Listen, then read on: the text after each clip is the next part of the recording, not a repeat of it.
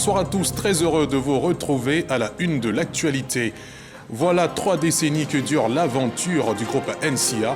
L'anniversaire marquant cet événement a été célébré dans la commune de Songhon. Ce fut l'opportunité d'honorer les pionniers.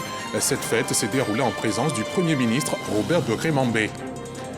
1,613 milliard de francs CFA, c'est le bénéfice réalisé par la Sodexam en 2024. Au-delà, ce sont 2 aéroports avec des pistes adaptées qui ont été réalisées. Malgré tout, il est encore des défis à relever, indique le directeur général de la Sodexam. Et puis au Nigeria, le bilan de l'explosion d'un camion-citerne s'est alourdi. Il s'élève désormais à 86 morts. C'est ce qu'a annoncé le porte-parole de l'Agence nationale de gestion des urgences pour l'État du Niger. Voilà pour le prologue. Merci de vous informer sur la chaîne qui rassemble. C'est une firme qui fait partie des champions nationaux. Ça n'a pas l'air, mais le groupe NCA fête ses 30 ans d'existence. À Songhon, il s'est tenu un gala de célébration du mérite et de reconnaissance de l'œuvre des pionniers.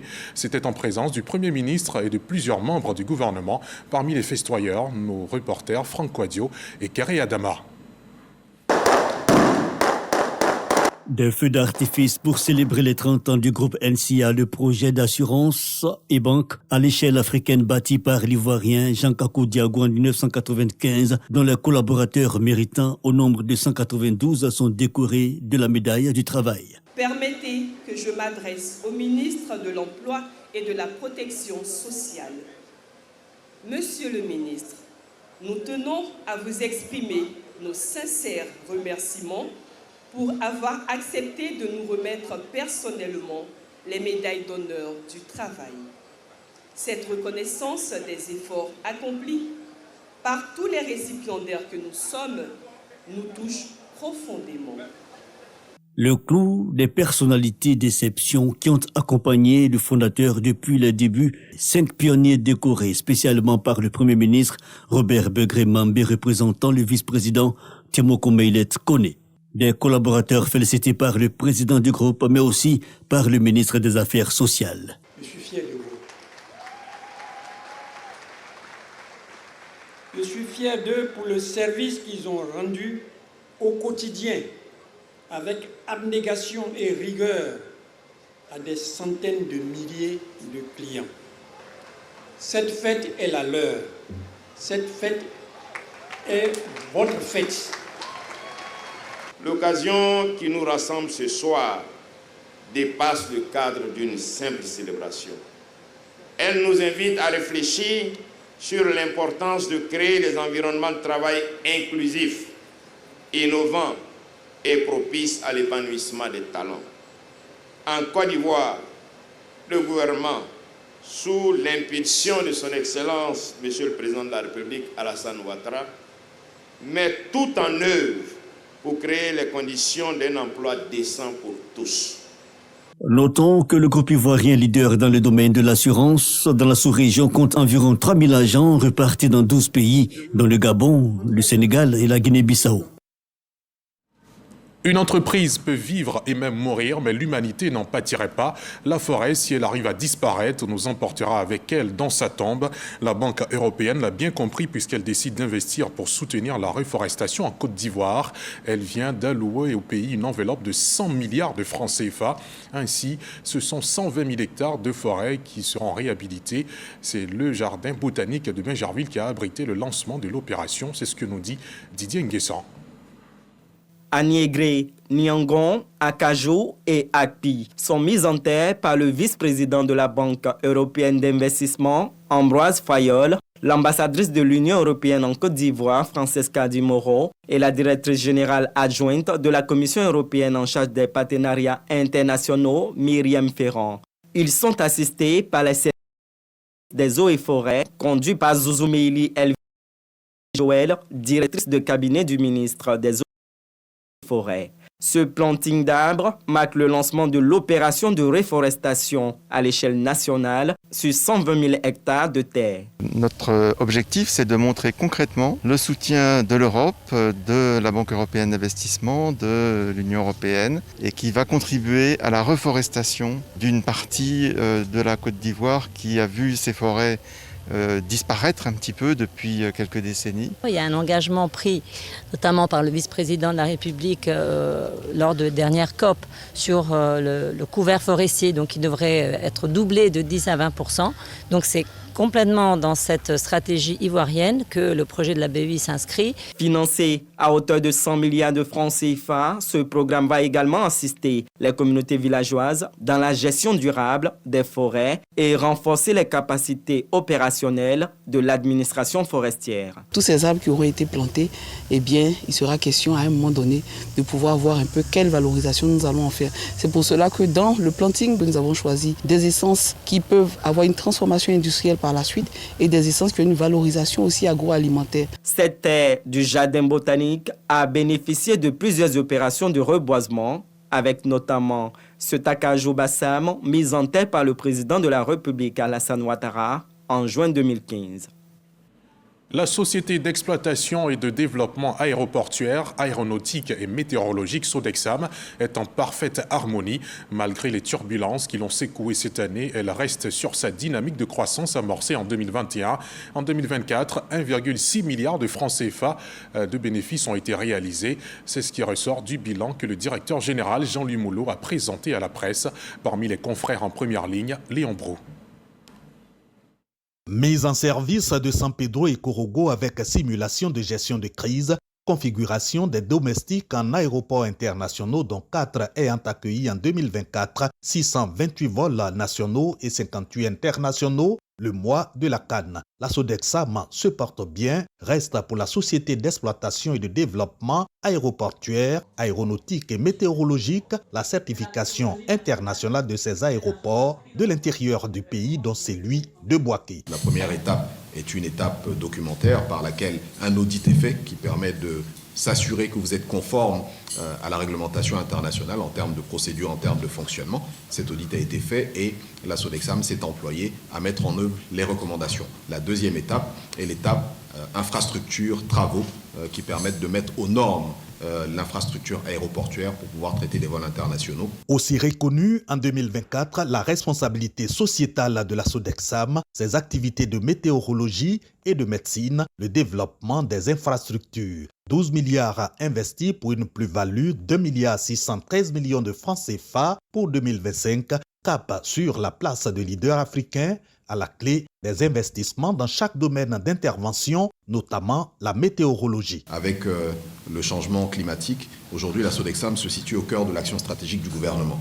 Notre pays repose sur l'agriculture principalement et de pouvoir disposer des informations en amont permet de mieux orienter les stratégies de développement et de pouvoir minimiser l'impact justement de ces changements climatiques. Sur le détournement de fonds intervenu en 2024, la Sodexam, selon son directeur général, en sort plus résiliente avec un système de sécurité renforcé. On redescend des nuages pour se confronter aux réalités portuaires de la capitale économique. Là-bas, il y a des incompréhensions sur l'enlèvement des marchandises dans les terminaux à conteneurs. Le processus mécontente les commerçants. La Fédération nationale des commerçants a donc lancé ce mercredi une tournée d'information qui couvrira le pays tout entier. Le but est d'améliorer les relations commerciales entre les adhérents et les acteurs portuaires. Au cœur de cette réunion de mise au point, Lanciné Bakayoko. Cette vaste campagne d'information qui se tient du 15 janvier au 12 février vise à renforcer la collaboration entre tous les acteurs de la chaîne logistique, en l'occurrence les armateurs, les aconniers, les consignataires, les transitaires et surtout entre les importateurs et les ports. Il s'agit d'améliorer le processus d'enlèvement des marchandises sur les terminaux à conteneurs. Notre mission ne saurait se limiter à l'amélioration des processus d'enlèvement des marchandises. Elle vise aussi à soutenir la lutte contre la vie chère à travers une meilleure maîtrise des coûts logistiques et une fluidité accrue dans les échanges commerciaux. Selon les commerçants, la cherté des marchandises sur les marchés est souvent provoquée par le renchérissement injustifié des opérations logistiques. Il devient donc impératif d'adopter les bonnes pratiques en matière de facturation des opérations d'enlèvement, ce qui devrait réduire l'érosion continue des marges des commerçants et par ricochet la baisse de compétitivité des activités commerciales. Pour les autorités portuaires, Les commerçants devraient s'aligner sur les circuits officiels. On constate qu'avec les années, il y a beaucoup d'intermédiaires qui se sont installés entre le port, les opérateurs portuaires et le client final, les commerçants. Aujourd'hui, ce sont ceux d'Adjamé. Demain, on ira rencontrer ceux de toute la Côte d'Ivoire. Et avec ces intermédiaires, s'est installée une opacité. Nous voulons rétablir la transparence sur les coûts réels d'acheminement de la marchandise en Côte d'Ivoire. Face à tous ces défis, l'heure est à la mobilisation collective afin de dynamiser des partenariats stratégiques rapprochés. Les premiers échanges se sont déroulés à Djamé. La tournée se poursuivra dans 8 autres villes de la Côte d'Ivoire: Bouaké, Korogo, Gagnoa, Daloa, Man, Abangourou et Aboisseau. La préfète est une période redoutable et parfois sensible pour certains, les dépenses de décembre ayant été budgétivores. Le mois de janvier se transforme donc en un véritable cauchemar financier. Que faire pour mieux gérer ses ressources sans connaître les difficultés en début de nouvel an? C'est un sujet évoqué dans cet entretien entre Hamza Diaby et la présidente de l'Ordre des experts comptables qui était l'invitée du Dimanche Magazine au 13h. En voici un extrait. C'est une période un peu sensible parce que la période effectivement de décembre est une période festive où nous avons beaucoup de dépenses imprévues des fois. Et après, c'est-à-dire que la période après fête est une période sensible que nous pouvons gérer. Je pense que le maître mot pour pouvoir y arriver, c'est la planification. Pour pouvoir bien gérer ses finances, il faut mettre en place un budget. Le budget va vous permettre de bien appréhender vos dépenses par rapport à vos ressources. Donc, il faut identifier les postes de dépenses de la famille. Ça peut se faire avec monsieur et madame, peuvent le faire ensemble. Ils peuvent chacun identifier les postes qui leur sont dévolus et chacun va faire son budget. Mais dans tous les cas, le maître mot, c'est planifier avec un budget. Lorsque vous avez un budget qui est en place, vous appréhendez vos dépenses. C'est-à-dire ça vous permet de maîtriser vos dépenses. Et si vous aviez un budget à la fin de l'année 2024, la janvier se ferait moins ressentir. Mais si vous ne l'avez pas fait, ce n'est pas grave. Vous allez vous asseoir et mettre en place une planification budgétaire. Et parce que vous n'avez pas planifié l'année dernière, vous allez réduire votre train de vie avec, on va dire, des postes de dépenses qui peuvent être supprimés, que vous allez retirer pour votre budget de janvier. Et puis, vous allez établir le budget et pouvoir aussi faire de l'épargne. Parce qu'à la fin de la journée, il faut pouvoir planifier pour pouvoir faire de l'épargne chaque mois et pouvoir faire aussi vos investissements concomitamment à vos dépenses quotidiennes. On prend la direction du nord de la Côte d'Ivoire où la ministre de l'Éducation nationale continue les rencontres avec ses collaborateurs. Mariatou Koné était face aux enseignants du RHDP de la région de la Bagoué. Elle les exhorte à porter la politique du président de la République en matière d'éducation, vision qui, selon la ministre, participera à faire rayonner l'école ivoirienne. Ami Sissoko. C'est la place Ladjidao de la Maison du Rassemblement de Boundiali qui a abrité cette première rencontre entre la ministre Mariatou Koné et la section Bagoué de l'Union des enseignants du RHDP. Accompagnés de leur président national, ces enseignants sont venus témoigner à leur ministre des tutelles. Par ailleurs, membres du directoire du RHDP, leur reconnaissance pour tous les progrès enregistrés dans leur secteur depuis 2011. Alors le ministre, c'est la première fois de ma longue histoire de trentenaire au niveau de l'enseignement de voir que tous les 41 drains sont dotés en même temps en voiture flambant neuve. Les faits parlent mieux que les verbes. En retour, la ministre Mariatou Koné a salué la démarche de ses hôtes. Profitant de la circonstance, elle leur a rappelé dans les détails la politique du président Alassane Ouattara en matière d'éducation avant de demander leur implication totale dans la construction d'une école de qualité. Il a dit qu'il veut que vous soyez à l'aise, que vous travaillez dans de bonnes conditions. Vous avez vu les milliers de motos qui ont été distribuées. Vous avez vu les véhicules qui ont été distribués aux IEP. Vous avez vu les véhicules qui ont été distribués aux directeurs régionaux. Vous allez voir les véhicules qui vont être distribués à tous les directeurs de CAFOR et ainsi de suite. Faites confiance au président Ouattara et avançons. Avant les enseignants du RHDP, la ministre Mariatou Koné avait rencontré les syndicats et partenaires sociaux du système éducatif. Elle a aussi exhorté les 105 fêtières syndicales à pratiquer un syndicalisme citoyen impliqué dans le rayonnement de l'école ivoirienne. Retour à Abidjan, faire de la Côte d'Ivoire une république fédérale, c'est l'ambition que nourrit Pro-Côte d'Ivoire, une formation politique. Le projet de société de ce parti repose sur 3 piliers et comprend plusieurs programmes dont la priorité est d'améliorer le pouvoir d'achat des populations. Son président, Fieni Kofi Kevin, a présenté ce que projette son parti pour la Côte d'Ivoire aux coordonnateurs nationaux. C'est ce que nous rapporte Léon Bro. Au coordonnateur de son parti, le président fixe la priorité de Pro-Côte d'Ivoire, améliorer le pouvoir d'achat des populations. Entre autres actions donc, hausse de 30% des salaires, libéralisation du secteur de l'énergie, réforme du foncier et de l'habitat pour l'accès au logement. Le cautionnement, on dit 4 mois, ce n'est même pas respecté par beaucoup, mais nous disons au pouvoir, il faut seulement 1 mois de caution, même pas d'avance et tu as accès à la maison. Arrange-toi, le mois fini, tu payes ta maison. Cette affaire de pas de porte dans notre projet de société, ça ne va pas exister du tout. Cible privilégiée des investissements de Pro-Côte d'Ivoire, les secteurs éducation, formation et santé. Passer de 6 à 3 ans pour l'école primaire et déjà dès l'âge de 9 ans qu'on soit au secondaire, mais après la théorie, tout de suite la pratique en matière d'hygiène et santé, on va plutôt investir mais massivement dans l'éducation, même à la bonne santé dès la classe de CPS. Objectif, capital humain de qualité, citoyens nouveaux pour la prospérité, la démocratie, la souveraineté. Sur le nécessaire climat sociopolitique de paix, Pro-Côte d'Ivoire propose le partage des pouvoirs via une république fédérale. Si Pro-Côte d'Ivoire est au pouvoir, c'est 14 autres présidents que nous allons créer.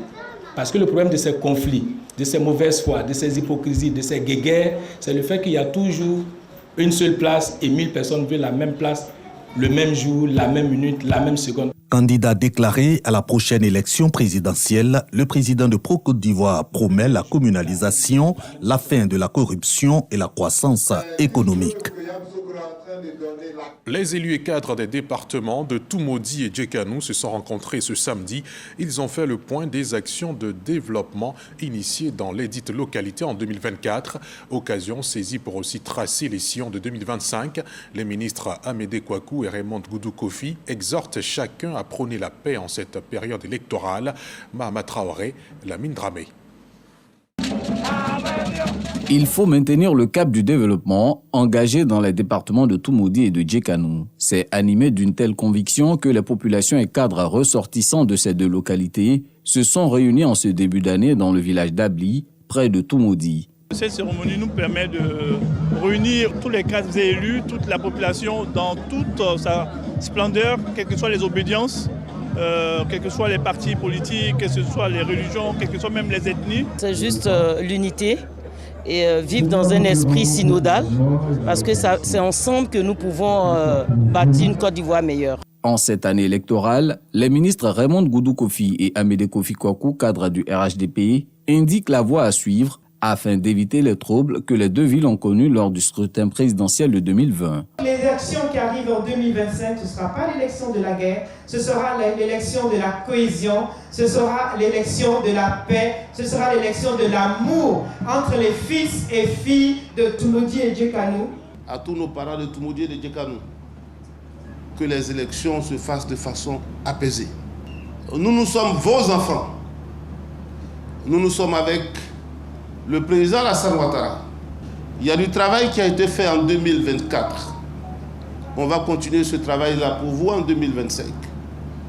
Mais la seule chose qu'il y a, c'est qu'on travaille pour que, entre les cadres et les populations, qu'il y ait donc la paix, l'entente. Cette rencontre d'échange visait également à renforcer les liens de fraternité entre les élus et cadres des départements de Toumoudi et de Djekanou.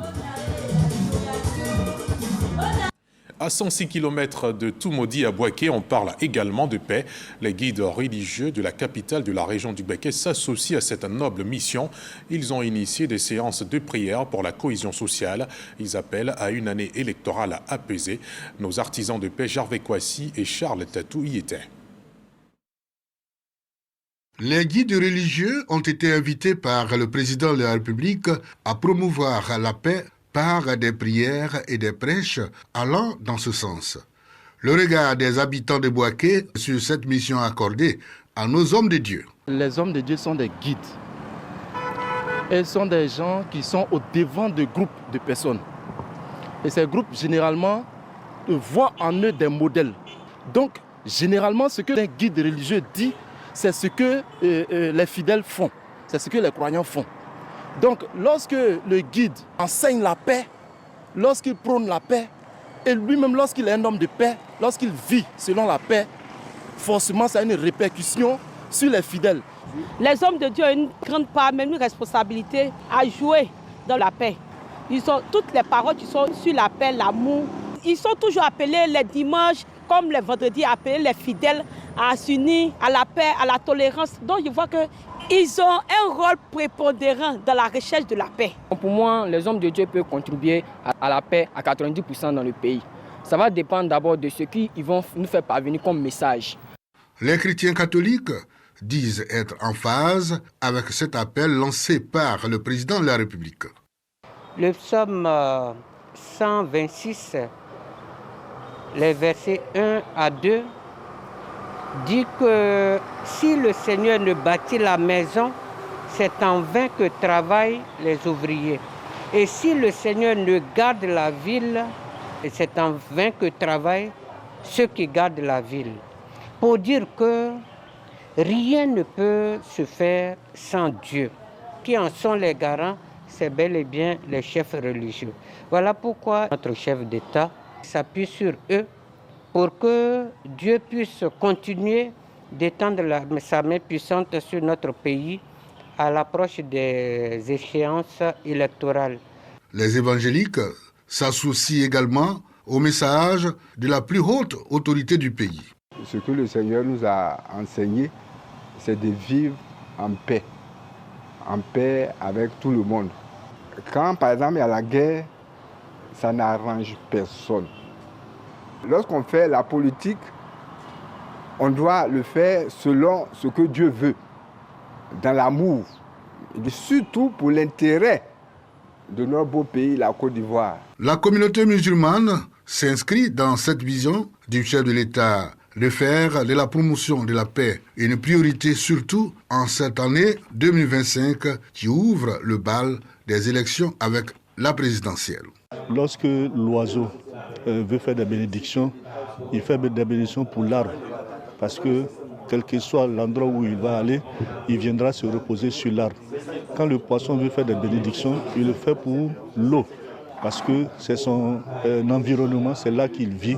Le guide religieux est un citoyen après tout.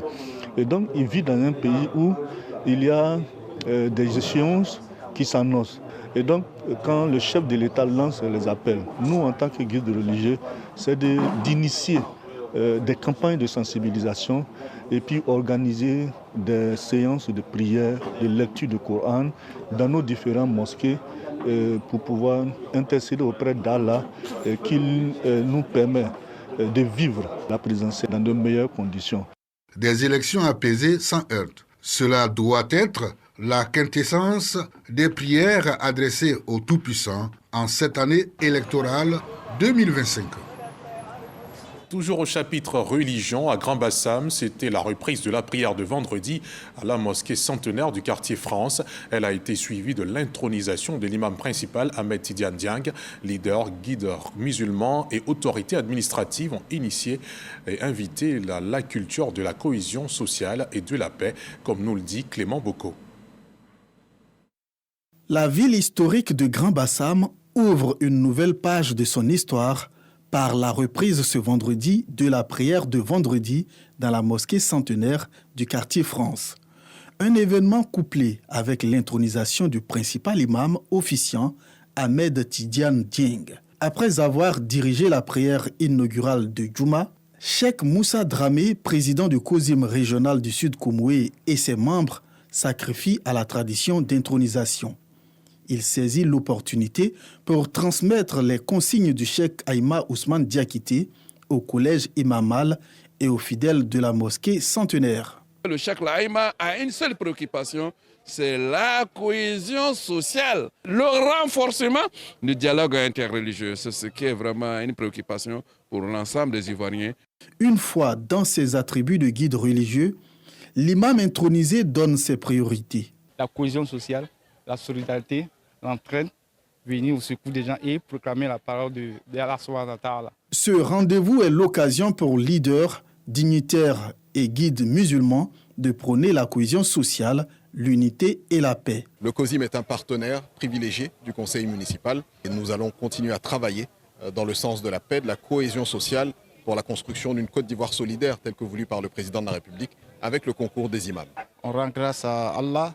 C'est un honneur pour notre famille aujourd'hui d'être honoré à ce stade-là. Pour rappel, la suspension des prières de vendredi dans cet édifice religieux centenaire date de 1932.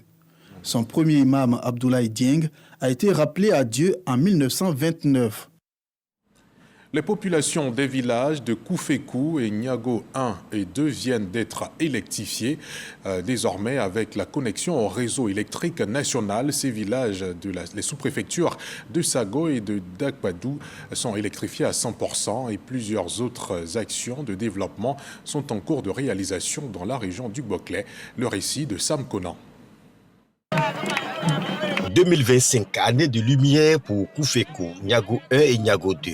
Ces 3 villages situés dans les sous-préfectures de Sago et de Dakwadou, dans le département de Sassandra, viennent d'être connectés au réseau électrique national, après plus de 60 années passées dans l'obscurité. Et aujourd'hui, nous sommes dans la lumière. Nous remercions le président de la République qui nous a apporté cette lumière. Alassane Ouattara, bravo, bravo, 2 fois, 3 fois.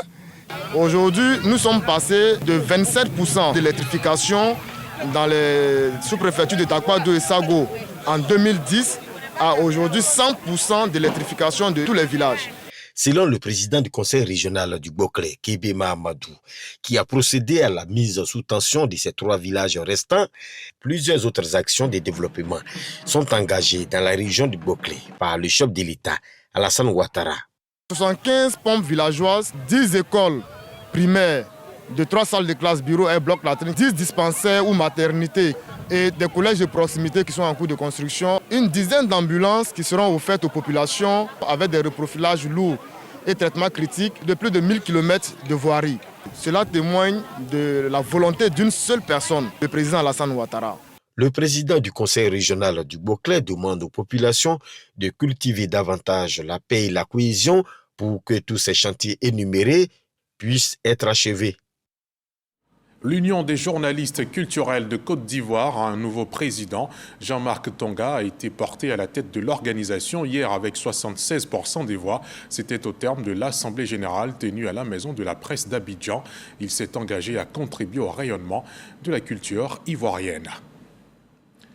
Et puis on fait à présent le tour des actualités les plus brûlantes hors de nos frontières, collectées, traitées et diffusées au cours de la semaine. C'est dans le 7 sur 7.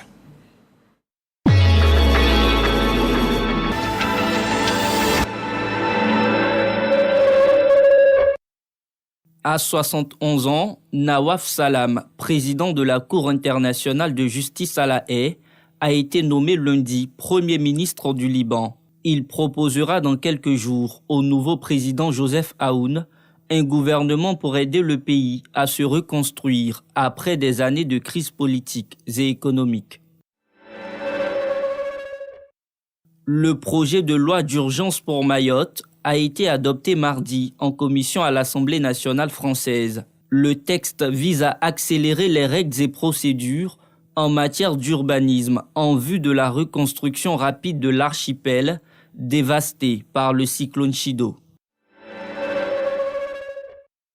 Après la confirmation de sa victoire à la présidentielle du 9 octobre dernier par le Conseil constitutionnel, Daniel Chapo a été investi dans ses nouvelles fonctions ce mercredi à Maputo, la capitale mozambicaine. La prestation de serment était placée sous haute surveillance. Son principal opposant, Venancio Mondlane, a réitéré son appel à la contestation. 33 personnes sont mortes à Istanbul en Turquie et 48 autres ont été hospitalisées après avoir bu de l'alcool frelaté. L'information a été rapportée jeudi par l'agence étatique turque Anadolu. 4 commerçants soupçonnés d'avoir vendu ces boissons ont été arrêtés pour homicide volontaire. L'ancien Premier ministre pakistanais Imran Khan, incarcéré depuis l'été 2023, a été condamné vendredi à 14 ans de détention pour détournement de fonds. Son épouse, Bouchra Bibi, a elle aussi été condamnée à 7 ans de prison. Un camion-citerne transportant 60 litres d'essence a explosé samedi sur la route de Kaduna, dans le nord-ouest du Nigeria. Selon l'agence de la sécurité routière, au moins 70 personnes ont perdu la vie.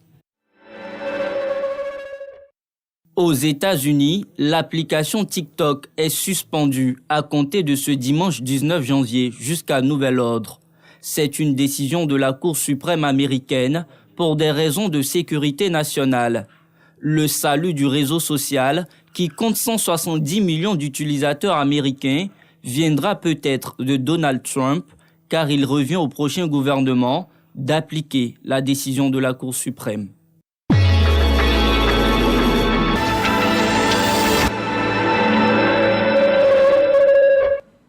On termine cette édition avec l'actualisation du bilan du drame survenu au Nigeria.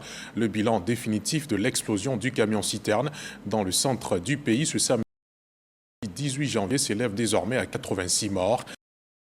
Un premier bilan faisait état de 70 victimes, a déclaré Ibrahim Aoudou Husseini, porte-parole de l'Agence nationale de gestion des urgences pour l'État du Niger. Et c'est la fin de ce journal. Merci infiniment de l'avoir suivi. Je vous souhaite une excellente soirée sur RTI 1.